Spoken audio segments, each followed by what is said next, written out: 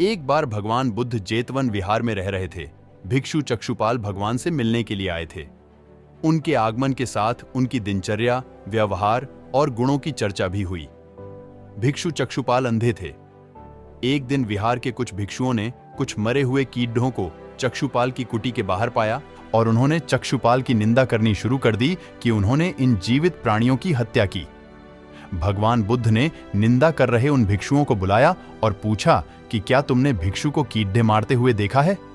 उन्होंने उत्तर दिया, नहीं। इस पर भगवान बुद्ध ने उन साधकों से कहा कि जैसे तुमने उन्हें कीड़ों को मारते हुए नहीं देखा, वैसे ही चक्षुपाल ने भी उन्हें मरते हुए नहीं देखा और उन्होंने कीड़ों को जानबूझकर नहीं मारा है, इसलिए उनकी भर्त्सना करना उचित नहीं है। भिक्षुओं ने इसके बाद पूछा कि चक्षुपाल अंधे क्यों हैं? उन्होंने इस जन्म में अथवा पिछले जन्म में क्या पाप किए? भगवान बुद्ध ने चक्षुपाल के बारे में कहा कि वे पूर्व जन्म में एक चिकित्सक थे। एक अंधी स्त्री ने उनसे वादा किया था कि यदि वे उसकी आंखें ठीक कर देंगे तो वह और उसका परिवार उनके दास बन जाएंगे।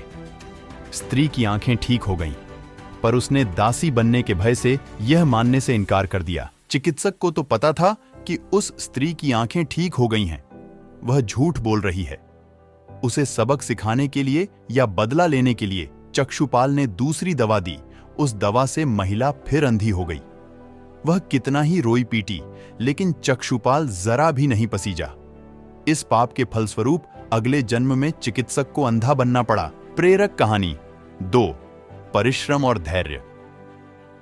एक बार भगवान बुद्ध अपने अनुयायियों के साथ किसी गांव में उपदेश देने जा रहे थे।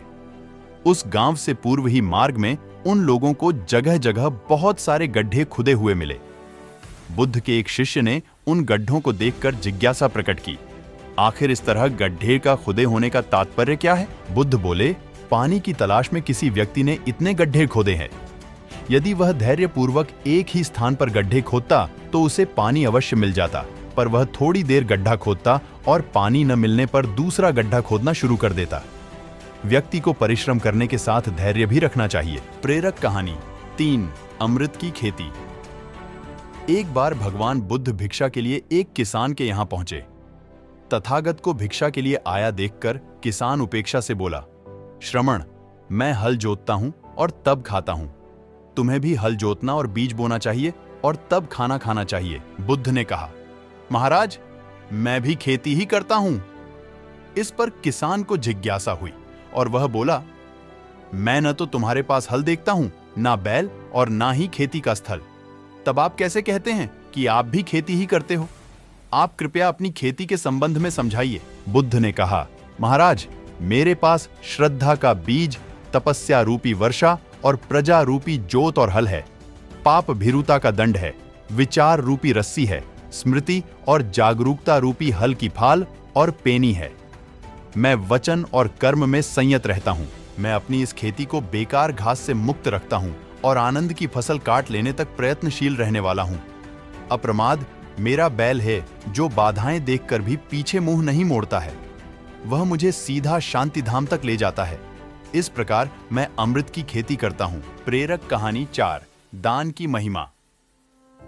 भगवान बुद्ध का जब पाटलिपुत्र में शुभागमन हुआ तो हर व्यक्ति अपनी अपनी सांपत्तिक स्थिति के अनुसार उन्हें उपहार देने की योजना बनाने लगा। राजा बिंबिसार ने भी कीमती हीरे, मोती और रत्न उन्हें पेश किए।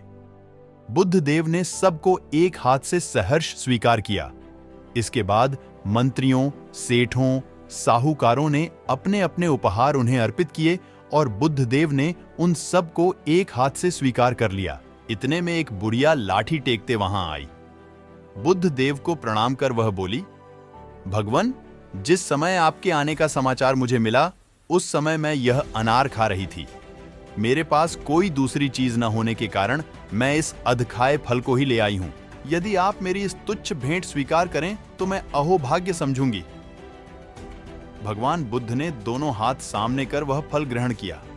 राजा बिंबिसार ने जब यह देखा तो उन्होंने बुद्ध देव से कहा, भगवन, क्षमा करें, एक प्रश्न पूछना चाहता हूं।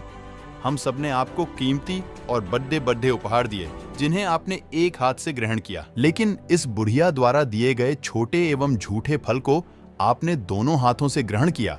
ऐसा क्यों? यह सुन बुद्धदेव मुस्कुराए और बोले, राजन, आप सबने अवश्य बहुमूल्य उपहार दिए हैं, किंतु यह सब आपकी संपत्ति का 10वां हिस्सा भी नहीं है। आपने यह दान दीनों और गरीबों की भलाई के लिए नहीं किया है, इसलिए आपका यह दान सात्विक दान की श्रेणी में नहीं आ सकता। इसके विपरीत इस बुढ़िया ने अपने मुंह का कौर ही मुझे दे डाला है।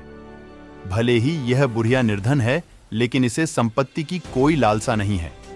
यही कारण है कि इसका दान मैंने खुले हृदय से दोनों हाथों से स्वीकार किया है। फिर सभी लोगों को अपनी अपनी गलती का एहसास होता है और सभी बुद्धदेव से क्षमा मांगने लगते हैं। दोस्तों, आपको यह कहानी कैसी लगी? कमेंट करके जरूर बताएं और साथ ही इस वीडियो को लाइक करके चैनल को सब्सक्राइब जरूर कर लें। मिलते हैं आपसे एक और ऐसी ही रोचक कहानी के साथ। तब तक के लिए नमस्कार।